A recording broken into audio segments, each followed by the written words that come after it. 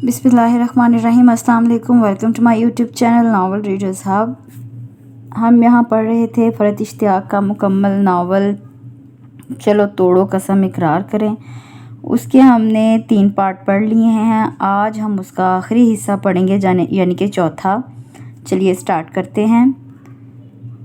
चलो तोड़ो कसम इकरार करें, तहरीर फ़रत इश्तियाक। आखिरी हिस्सा।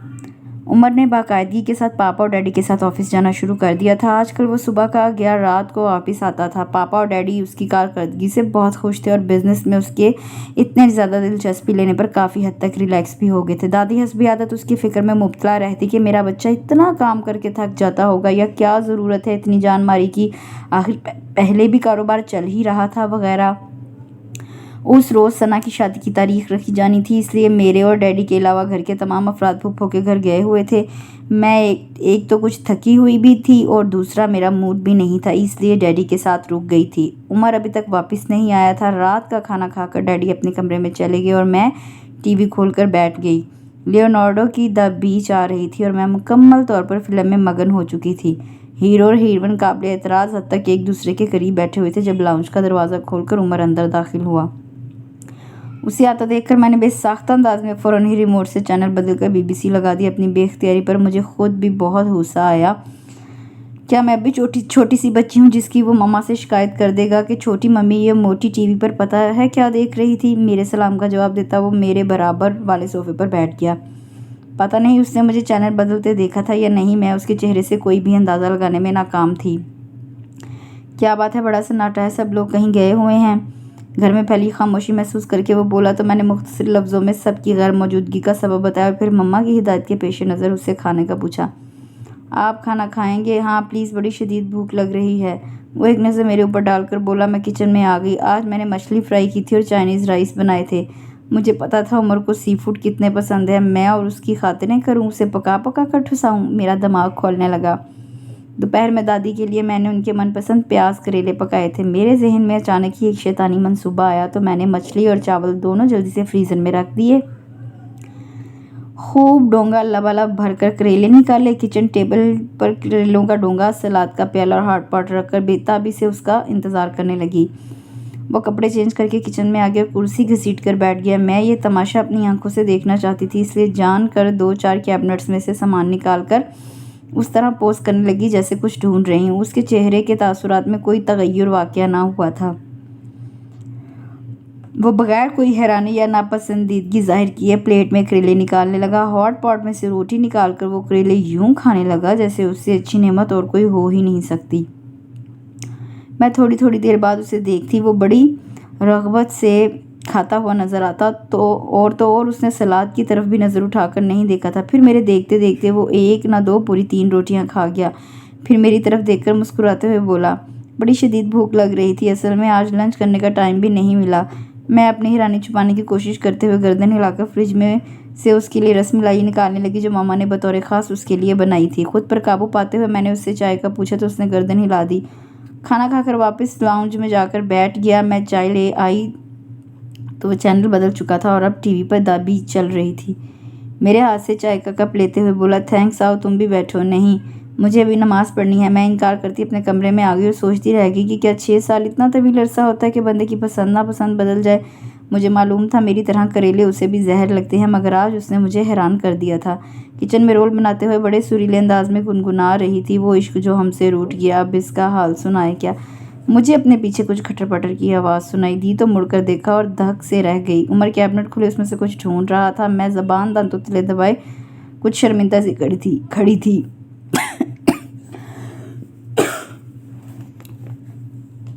भला ये बेवक्त मुझे फरीदा खानम बनने की क्या ज़रूरत थी और इन मौसूफ को भी इस वक्त यहाँ आने की क्या ज़रूरत थी। मुझे अपनी तरफ देख कर वो बड़ी संजीदगी से बोला, पत्ती कहाँ रखी है। मैंने आगे बढ़कर चाय की पत्ती निकाल कर दे दी तो वो चूल्हा जलाकर अपने लिए चाय बनाने लगा। मैंने इखलाकन भी ये नहीं कहा कि लाओ मैं बना दूं और दोबारा से अपना काम करने लगी। वो चाय बनाकर चला गया तो मैं अपना कब का रुका हुआ सांस बहाल किया। उसके सामने इतना फजूल गाना गाने पर मुझे खुद पर गुस्सा आ रहा था। पता नहीं वो क्या समझा होगा। रात के खाने के बाद मैं कमरे में बैठी मैग पढ़ रही थी। दरवाजे पर दस्तक हुई तो मैंने उठकर दरवाज़ा खोला। सामने खड़ी उमर को देखकर मैं अपनी हैरानी छुपा नहीं पाई। जब से वो वापस आया था, पहली मर्तबा मेरे कमरे में आया था, मेरी तरफ बड़ी मुस्कुराती नज़रों से देखते हुए कहने लगा, मैंने तुम्हें डिस्टर्ब तो नहीं किया? बड़ा मुहज़्ज़ब और रख रखाव वाला बना वो मुझसे दरियाफ्त कर रहा था।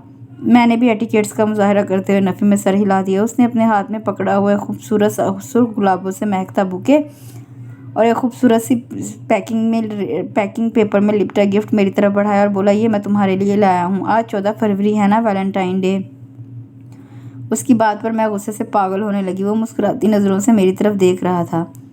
करीब था कि मैं वो चीज़ें उसके मुंह पर दे मारती और सारे अदब आदाब बालाए ताक रख कर उसे ऐसी ऐसी गालियाँ देती कि वो हैरान रह जाता।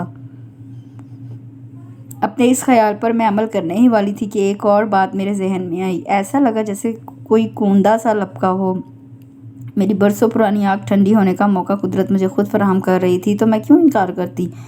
इसलिए मैं जो गुस्से से लाल पीली होने लगी थी, एकदम चेहरे के तासुरात बदलकर मुस्कुराने लगी और दोनों चीज़ें उसके हाथ से लेकर बोली, थैंक यू सो मच। वो बड़े गौर से मेरे चेहरे के तासुरात देख रहा था। मेरे शुक्रिया पर वो बेख्तियार हंस पड़ा। उसकी ये बेमौका हंसी मेरी समझ से बाहर थी। ताबी मैंने घर से दूर रहकर इतने साल सबसे ज़्यादा तुम्हें मिस किया है। क्या तुमने भी मुझे मिस किया था? उसके मोहब्बतों से चूर लहजे पर मेरा दिल चाह रहा था कि उसका दिमाग ठिकाने लगा दूं, लेकिन खुद पर जबर करती मुस्कुराते हुए बोली, हाँ। फिर सामने से हटते हुए उससे बोली, आप अंदर आइए ना। मैं उसे अपने इरादों की भिनक भी नहीं पड़ने देना चाहती थी। नहीं, मैं बस चलूँगा। उसके जवाब पर मैंने सर हिला दिया और बोली, फूलों का बहुत शुक्रिया, बहुत खूबसूरत फूल हैं। मैंने बड़ी अदा से मुस्कुराकर कहा। आखिर थी तो उसकी कज़न, इतनी मक्कारी तो मैं भी कर सकती थी। मेरी बात पर वो बड़ी शरीर से मुस्कुराहट से मेरी तरफ देखते हुए बोला, तुम्हारे पसंद करने का बहुत शुक्रिया। वो अपने कमरे की तरफ चला गया तो मैं बेड पर बैठकर कितनी ही देर तक खोलती रही उस खबीस की ये जुर्रत मुझे वैलेंटाइन डे पर फूल और गिफ्ट दे। जैसे मैं तो कब से उसकी तरफ से इजहार इश्क के लिए मरी जा रही थी। गिफ्ट के ऊपर लगा कार्ड खोलकर पढ़ा तो उसमें वैलेंटाइन डे के हवाले से बड़ी खूबसूरत बातें लिखी हुई थी। गिफ्ट खोलने की मैंने ज़रूरत महसूस ना की। बेटा, आज तुम्हें तुम्हारी सारी खबासतों की सज़ा ना दी तो ताबा फ़ारूकी नाम नहीं। मैं कज़न के साथ खड़ी हुई हाथों में बुके और गिफ्ट उठाकर कमरे से बाहर निकली। मेरे तस्वुर में दादी का सदमे से चूर चेहरा नज़र आ रहा था। उमर, तुम्हें शर्म नहीं आई मेरी मासूम पोती से इश्क लड़ाते? फिर मम्मा सामने आती, उमर पर बड़ी मलामती नज़रें डालती हुई कहती, अरे डाइन भी साथ घर छोड़ देती है, तुमने अपने ही घर में नकब लगाई। डैडी गुस्से से चीखते हुए कह रहे थे, दफ़ा हो जाओ मेरी नज़रों के सामने से, बेहया बेगैरत, अपने घर की इज्जत पर बुरी नज़र डालते हुए कमीने। उसके बाद मम्मी उठती हैं और एक ज़ोरदार थप्पड़ उसके मुंह पर दे मारती हैं और कहती हैं, उमर, तुमने तो हमें सोफ़ी और हसान से नज़रें मिलाने के काबिल नहीं छोड़ा। यह खुशकुन नज़ारा इंशाल्लाह भी कुछ देर बाद मैं खुद अपनी आंखों से देखूंगी। अभी जब मैं आंखों में आंसू भरे ये तमाम चीज़ें जाकर मम्मी को दिखाऊंगी तो यकीनन यही सब कुछ होगा। उसे सबकी नज़रों में गिराने की मेरी बरसों पुरानी ख्वाहिश आज पाया तक मिल तक पहुंच जाएगी। तेज़ कदमों से सीढ़ियां उतरकर मैं लाउंज में दाखिल हुई तो सब ही वहाँ मौजूद थे। हाँ, उसकी जिल्लत का तमाशा देखने के लिए सबको मौजूद होना चाहिए। मैं उसे किसी को मुंह दिखाने के काबिल नहीं छोड़ूंगी। आज मेरे इंतकाम की आग ठंडी हो जाएगी।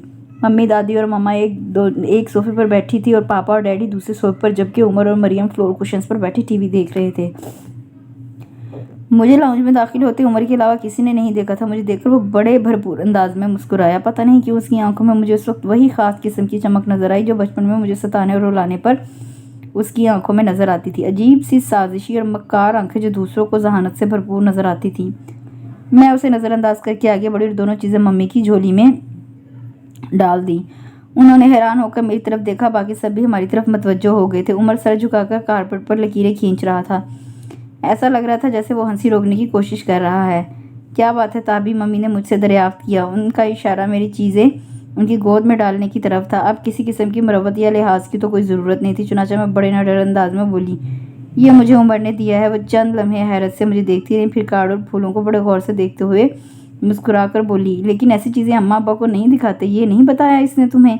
मम्मी का जवाब मेरी तवक्को के बिल्कुल बरखिलाफ था। मम्मी के बराबर मैं बैठी मम्मा ने भी कार्ड को मुस्कुराती नज़रों से देखा और मेरी तरफ देखकर यूँ हंसने लगी जैसे मैं बड़ी बेवकूफ़ हूँ जो ये सब उठाकर सबके पास ले आई हूँ।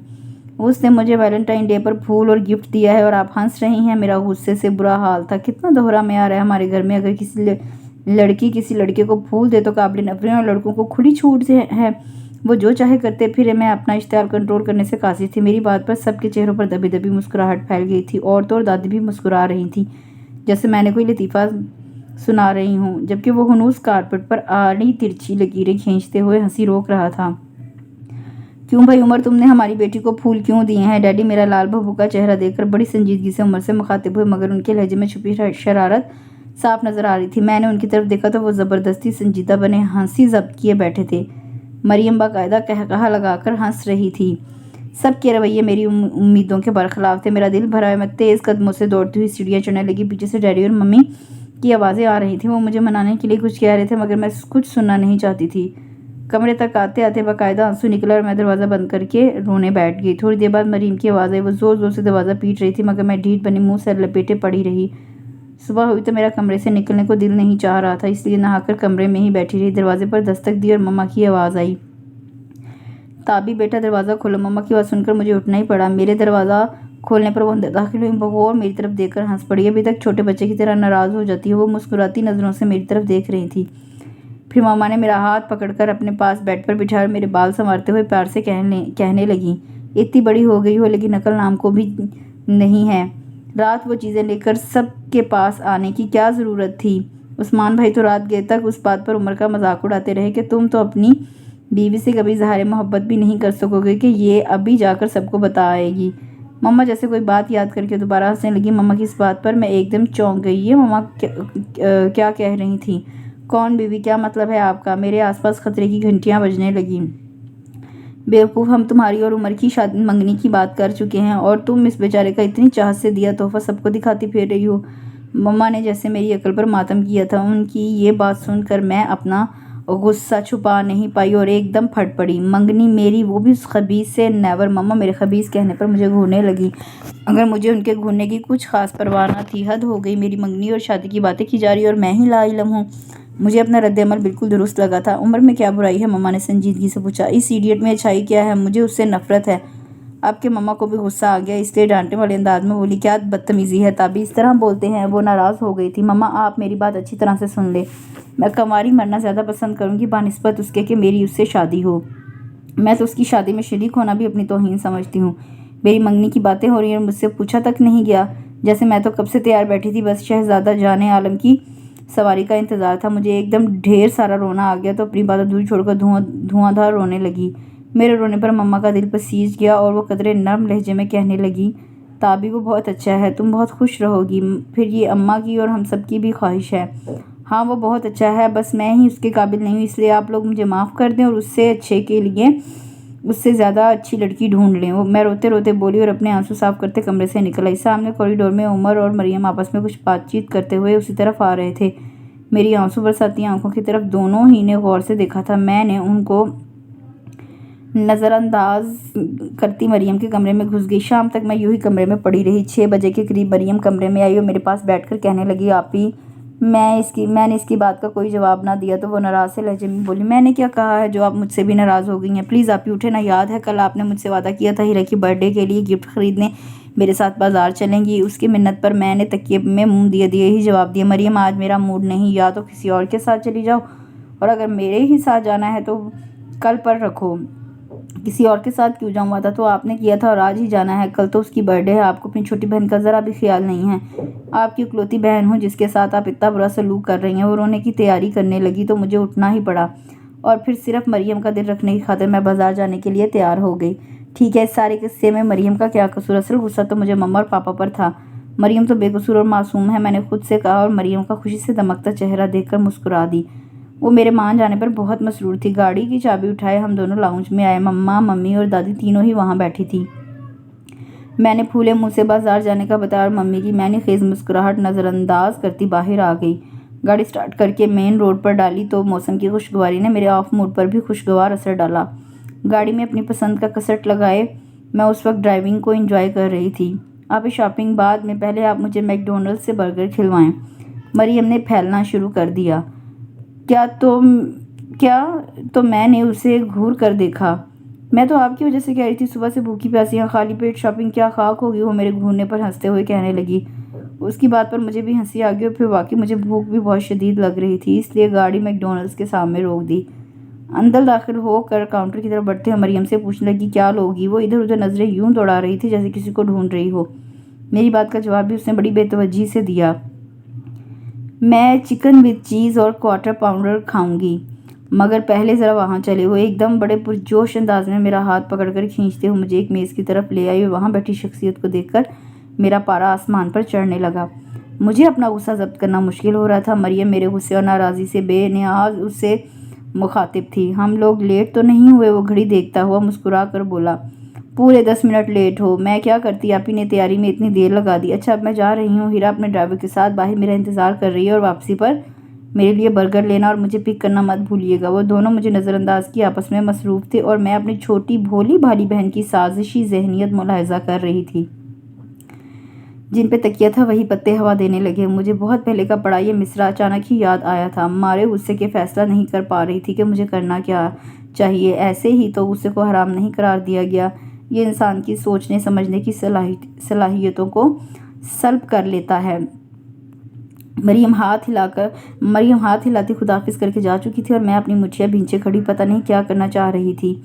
مجھے خود سمجھ نہیں آ رہا تھا مجھے اتنی گھٹیا سازش کا نشانہ بنایا گیا تھا۔ وہ بڑی تفصیل اور گہری نگاہوں سے میری طرف دیکھ رہا تھا۔ بیٹھ جاؤ، لوگ تمہیں مشکوک نظروں سے دیکھ رہے ہیں۔ میں نے ایک سرد نگاہ اس کے چہرے پر ڈالی اور بولی، اتنی چیپ فلمی قسم کی حرکت کی وجہ پوچھ سکتی ہوں؟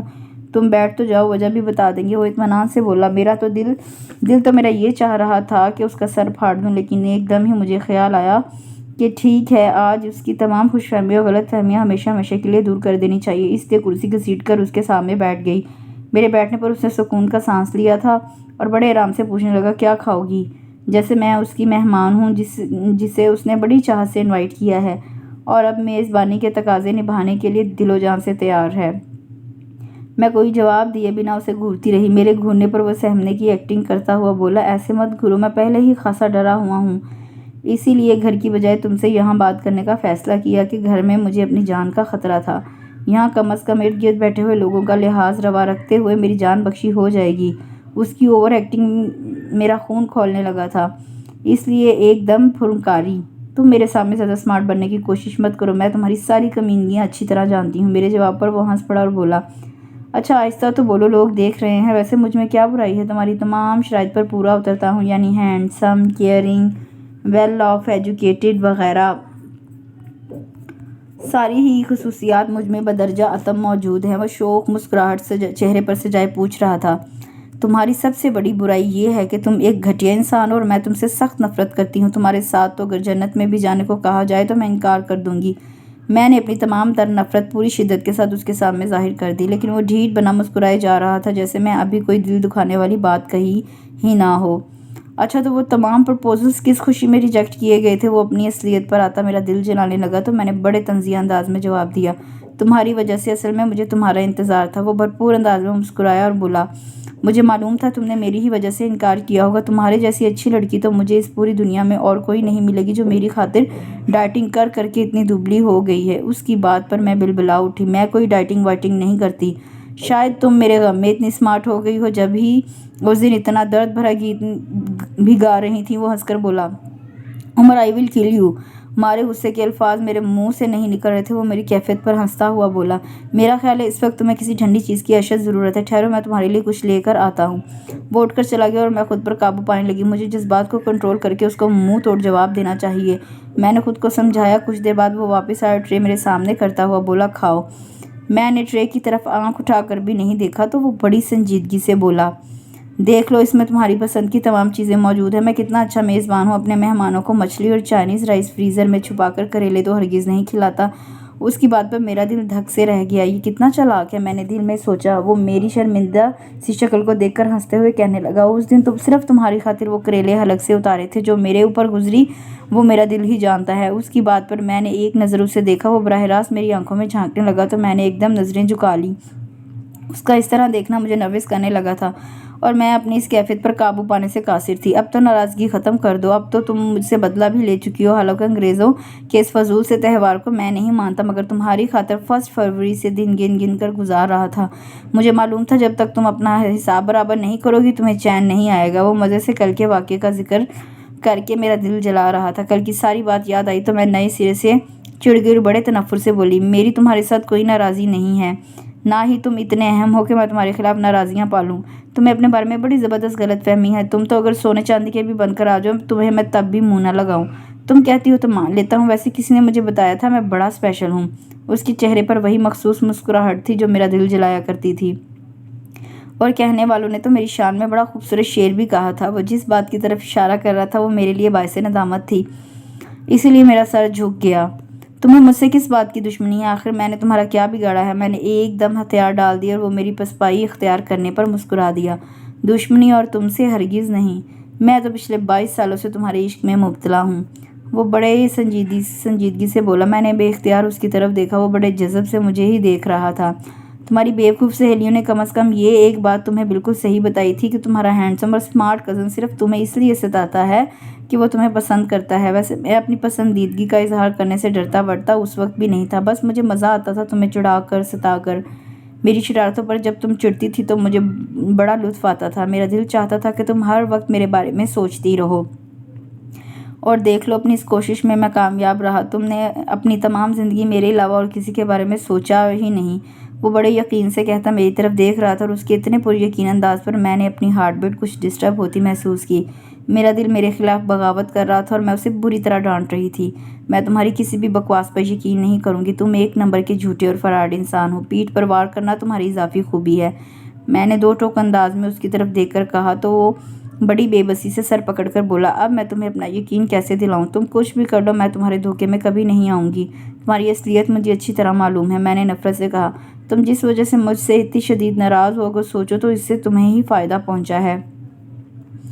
پھر بھی تمہاری خوشی کی خاطر میں ایکسکیوز کرنے کے لیے تیار ہوں۔ اس کی بات پر میں ایک عدد تردیدی بیان دینے ہی والی تھی کہ وہ مزید کہنے لگا، یار 20 سال کی عمر میں تم مجھ سے کس قسم کی سنجیدگی اور میچورٹی کی توقع رکھتی تھی؟ ویسے بعد میں کچھ سال گزرنے کے بعد میں نے جب غور کیا تھا تو تمہاری بولڈنس کو سلام کرنے کو دل چاہا تھا۔ میں مانتا ہوں وہ شرارت ذرا سی سنگین ہو گئی تھی، مجھے وہ کارڈ جا کر چھوٹی ممی کو نہیں دینا چاہیے تھا۔ تم اسے میری پہلی اور آخری غلطی سمجھ کر معاف نہیں کر سکتی، اور اگر سوچو تو اس تمام واقعے نے تمہیں فائدہ ہی پہنچایا ہے۔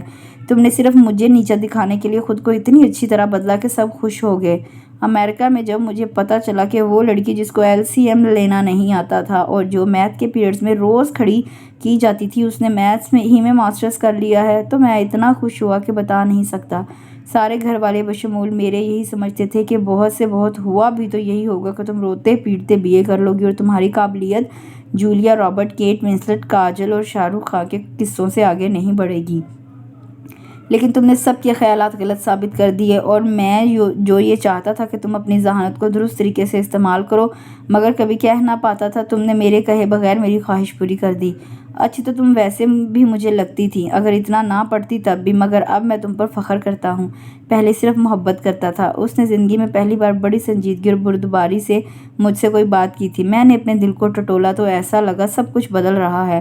اس کے خلاف دل میں موجود سارا غصہ اور تمام نفرت پتہ نہیں کہاں چلی گئی تھی۔ اس نے شاید میرے چہرے سے میری بدلتی کیفیت کا اندازہ لگا لیا تھا، اس لیے مسکرا کر بولا، میں یہ بات پورے دعوے کے ساتھ کہہ سکتا ہوں کہ تمہیں تم سے زیادہ جانتا ہوں، اس لیے اب مزید منتیں مت کراؤ۔ جب دل سے مان چکی ہو تو زبان سے بھی قبول کر لو۔ میرا سرخ پڑتا چہرہ دیکھ کر وہ ہنس پڑا، بولا، شکر ہے تم کچھ شرما ورما بھی لیتی ہو، ورنہ مجھے اپنے مستقبل کی بڑی فکر تھی، اور ویسے تو مجھے تمہارا شکریہ بھی ادا کرنا تھا کہ تم نے دادی کی خدمتیں کر کر کے ان کا بھی دل جیت لیا ہے، ورنہ تم دونوں کی قدیم دشمنی میں میرا تو بیڑا غرق ہو جانا تھا۔ تمہاری طرح دادی کی چمچا گیری نہیں کرتی ہوں، سمجھے؟ میں شرمانا بھول کر اپنے ازلی منہ پھٹ انداز میں بولی تو وہ شوخی سے مسکرا دیا اور کہنے لگا، تمہارا وہ کارڈ آج بھی میرے پاس بڑی حفاظت سے رکھا ہوا ہے، شادی کے بعد ہم اسے فریم کروا کر اپنے کمرے میں لگائیں گے۔ وہ مجھے چھیڑ رہا تھا اور میں نروس سی ہو کر سر جھکا گئی تھی، اور شادی کے بعد جب کسی دن دادی اپنے من پسند پیاز کریلے پکایا کریں گی تو ہم دونوں کمرے میں چھپ کر پیزا کھایا کریں گے۔ اس کی بات پر میں بھی ہنس پڑی۔ تمہاری تسلی کے لیے میں یہ بھی وعدہ کرتا ہوں کہ آئندہ تم کیسی بھی فلم دیکھو میں چھوٹی ممی سے شکایت نہیں کروں گا، چاہے وہ دا بیچ ہو یا شیکسپیئر ان لو یا پھر کوئی اور۔ وہ شرارت بھرے انداز میں بولا تو میں نے بے ساختہ اس کو گھورا تھا، عمر تم واقعی بہت خبیث ہو۔ میری بات پر وہ سنجیدگی سے کہنے لگا، دیکھو یہ اتنے پیارے پیارے ناموں سے اکیلے میں پکار لیا کرنا، اگر دادی کے سامنے کہا تو نتائج کی ذمہ داری مجھ پر نہیں ہوگی۔ اور جواب میں کھل کھلا کر ہنس پڑی تھی۔